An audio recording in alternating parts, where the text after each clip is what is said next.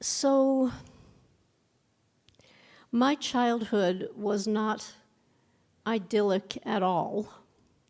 I came from a family that struggled with addiction in various ways. My parents were both academia. They were educators. As my brother and I were growing up, they worked on their doctorates, their masters and their doctorates, which from the outside world would say, wow, that's really great. But it wasn't so great living in the family because we were neglected. We were emotionally and verbally abused a lot. My father had various addictions, and my mother was a DSM, if you know the DSM, a DSM classic narcissist, if you think of Donald Trump as a female, which is the last thing he'd ever want to think of, but she was like that. So one of the things that she told me a lot in my life, two things really. One was that she never wanted to have children. Not a great thing to hear from your mother. And the second was that nobody really wanted to know what I had to say. Nobody wanted to know what I thought. Nobody cared. And I might as well not even bother to talk about it. So when Andrew today was talking about oppression, lack of expression, and depression, my ears kind of perked up.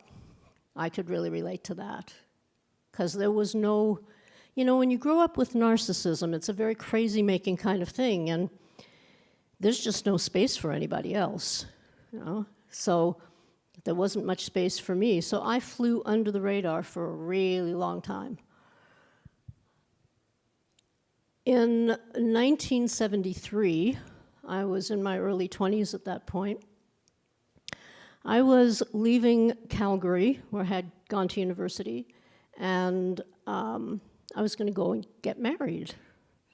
My fiancé and I were going to travel from Calgary to Maryland, where his sister lived, because he was American. I'm a dual citizen, so it didn't matter. And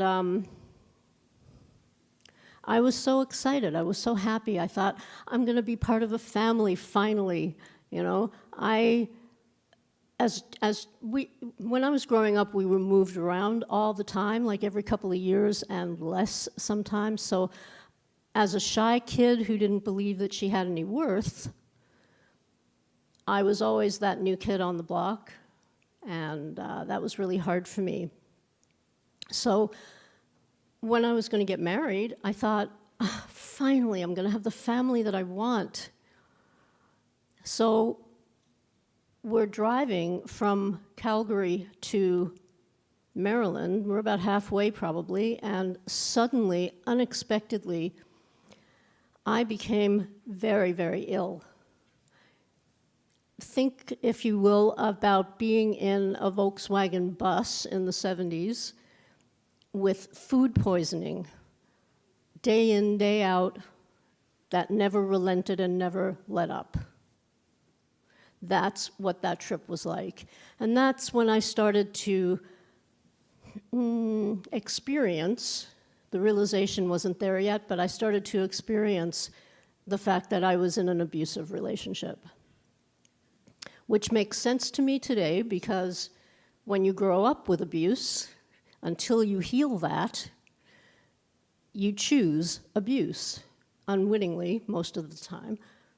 So there we were, he was not very compassionate or warm, and I was extremely ill. And by the time we got to Maryland and I went and saw doctors, they told me that it was all in my head and I should just kind of get over it.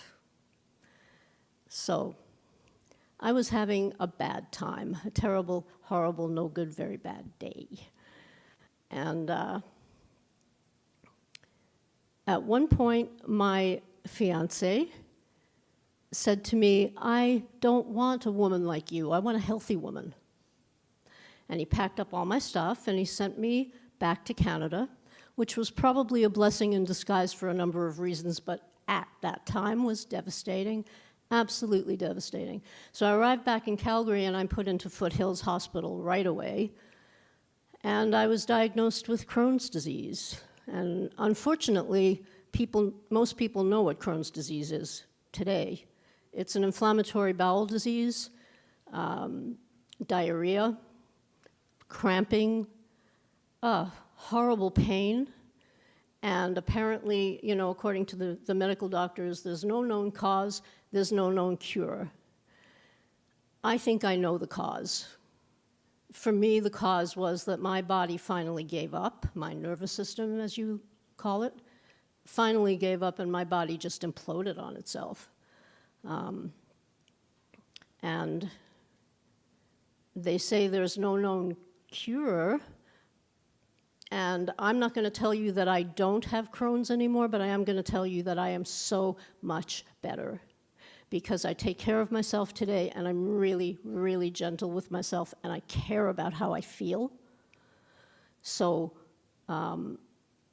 yeah. But at that time, going back to that time, the doctors didn't know what to do. It was a new kid on the block disease for them. They had no idea what to do for me in 1973. So, in their defense, at the time, the doctors, addiction wasn't on the radar at that point. They didn't really know what they were unleashing upon me. So what they did was they prescribed a lot of medications that turned out to be addictive, like Valium and codeine and oxys, Demerol.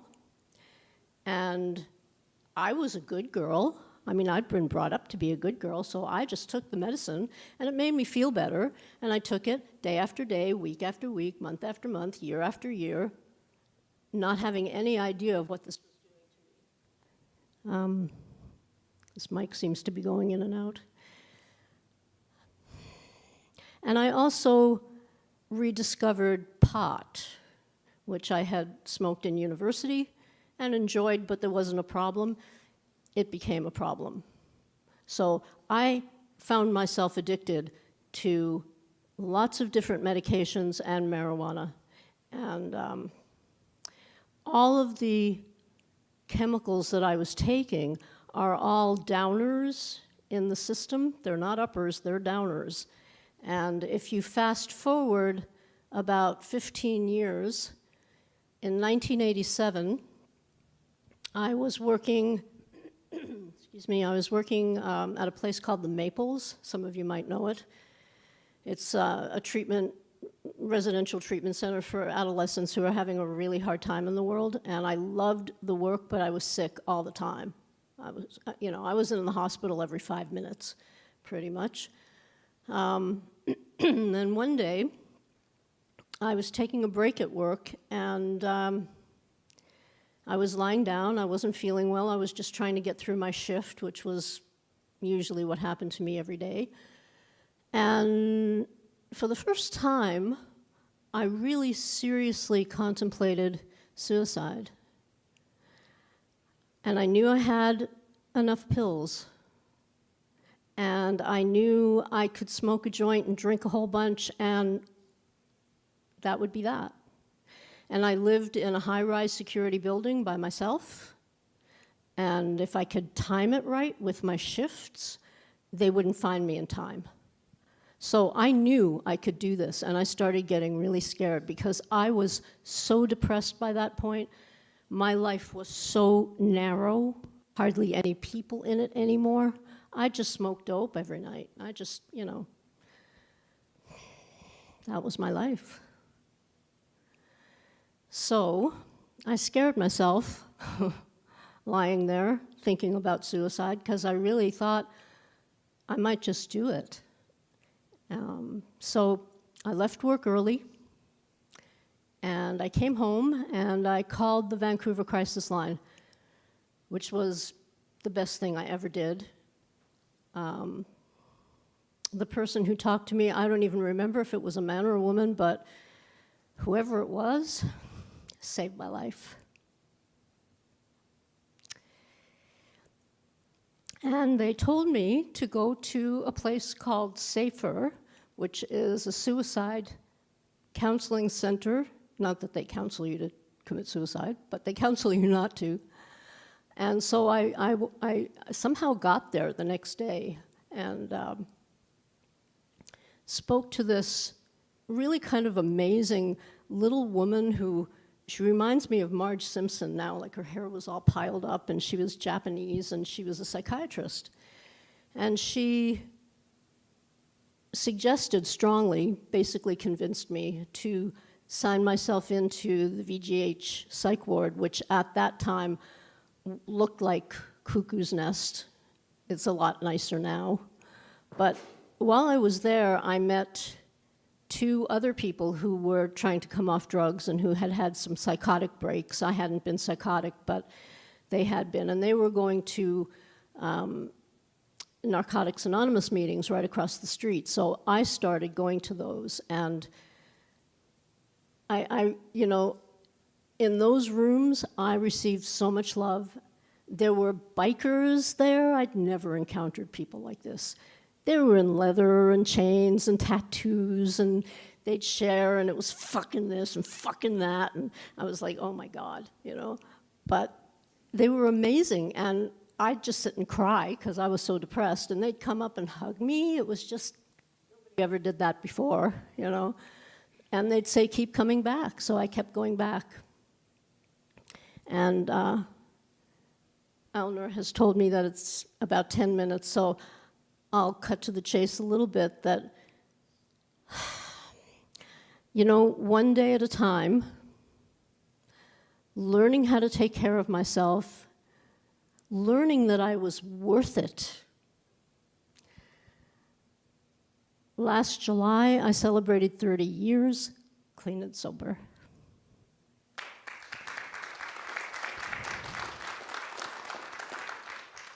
And during that time, in the first 3 years of my recovery, I couldn't do much. I couldn't work. I was too sick. I had to have surgery. I think I had to clean up to see how sick I was physically. And then I decided I was going to get a job and I was going to give back. I started volunteering for the crisis center because you give back, right?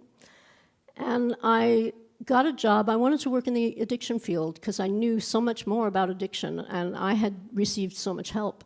So I got a job in the downtown east side as an addiction counselor, and I stayed there for 16 years. And I got the best education I could have ever gotten. I mean, I saw everything. I worked with everything. There's nothing that I can't work with. There are things I choose not to work with, but there's nothing I can't work with. My confidence in myself really rose during that time. And while I was there working with the addicts and the alcoholics, their loved ones started to contact me.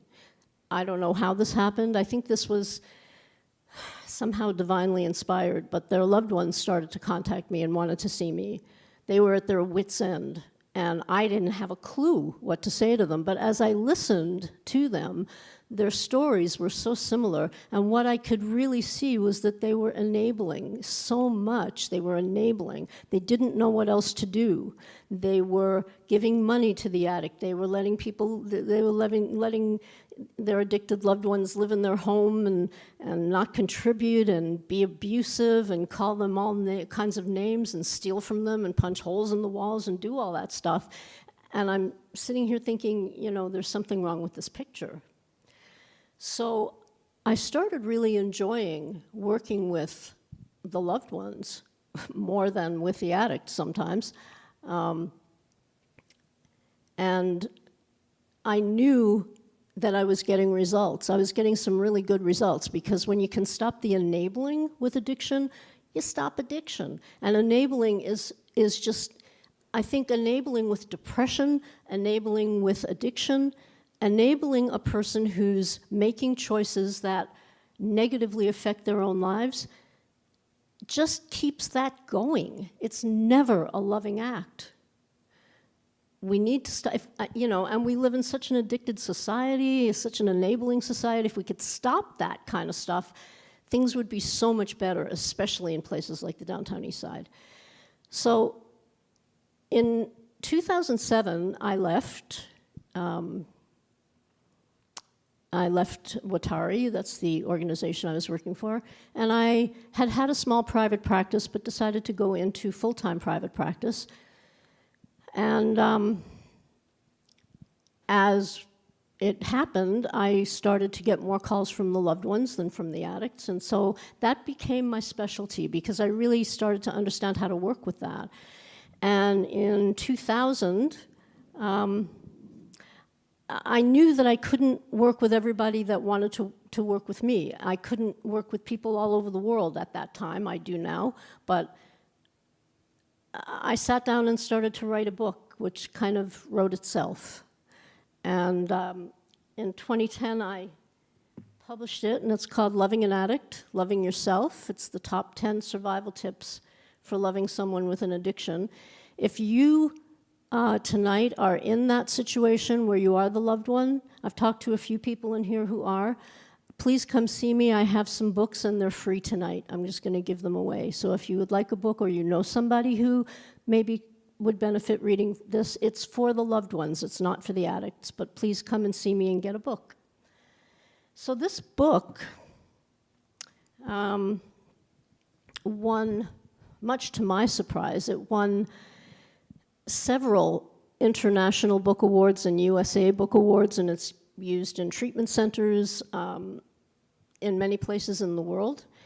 And honestly, I mean, really, if you had told this addict that I was ever going to do anything that was going to help the world, I would have thought you were crazy. That just couldn't happen. How could that happen? Nobody cares about what I have to say. But people started caring about what I had to say, and they started seeing my book, and they started calling me for interviews, and oh my God, I remember the first time I spoke like this, and I thought really I was gonna throw up on the stage, honestly. It took a long time for that to leave me.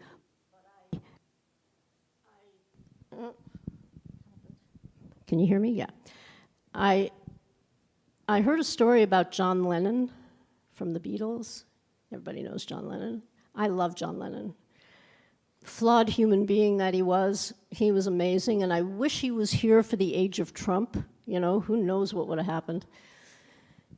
Anyway, I heard the story about him that whenever he performed, whether it was with the Beatles or by himself or Elton John or whatever he was doing, he made sure that there was a bucket on both sides of the stage in the wings because he had terrible stage fright and he was afraid he might throw up. And I thought, okay, I'm in really good company.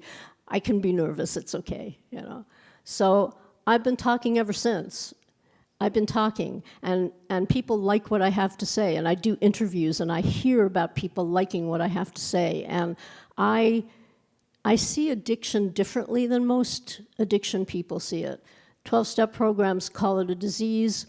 I don't really think it's a disease. I have a disease that's very different. But whether it's a disease or not, whether it's genetic or not, whether it's learned at home or not, underneath all of that, addiction is a choice, and everybody who's in recovery knows that. And it's not that we choose to become addicted, because nobody chooses that, but whether we stay in active addiction or we go into active recovery, it's a choice. We all know that. And it's a choice we make every day if we stay clean and sober. And I know from my own life that depression, that became a choice for me too. I didn't choose to become depressed, but I had a choice about whether I was going to stay there, and I have a choice today about whether I go back there, and I ain't going back there. I really love the life that I have created for myself. I love it. I'm not saying it's perfect, it isn't, but I have work I love to do, I have friends I love, I have clients I love to work with, I have a beautiful place to live, a car to drive. I mean, the problems that I have in my life, I still have Crohn's, but, you know, the problems I have, there are people around the world who would cut off their arms to have the problems I have. And I think that's true of everybody in here. So I believe that all of us in this room have a choice about whether we're going to stay depressed or whether we're going to move out of it, and whether we're going to find help with Barry or with somebody else. You don't have to live your life depressed. You actually can have a happy life, because if I could do it from where I came from, you can do it too, and I really hope you will. I really hope you will. Thank you.